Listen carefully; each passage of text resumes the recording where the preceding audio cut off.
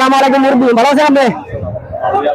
তো আজকের হাটে আপনি কি কি বিক্রি করতেছেন একটু বলেন। করলা বেশি, কালা বেগুন, কালা বেগুন দিতেছেন, লতি, লতি, তারপরে আমি আর কিছু না। কুমড়া, কুমড়া কার মিষ্টি কুমড়া আপনি বিক্রি করেন। তো বেগুন কত করে বিক্রি করতেছেন?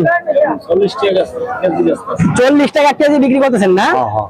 আর এই করলা? করলা 40 টাকা কেজি, বরবটিয়া 40 টাকা, 40 টাকা কেজি, লতি লতি 60 টাকা কেজি, 60 টাকা কেজি, মিষ্টি কুমড়া এটা 40 টাকা পিস বেচছি। 40 টাকা পিস বিক্রি করেন।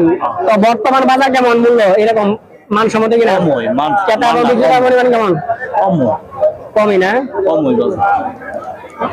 করলা একটা আগে 50 টাকা 60 টাকা বেচছি, অনেক 40 টাকা বেশি, 40 টাকা। 50 টাকা 60 টাকা আছে, অনেক 40 টাকা বেশি, কেজিতে 10 টাকা 15 5 টাকা 10 টাকা কম আছে পূর্বের তুলনায় আর কি।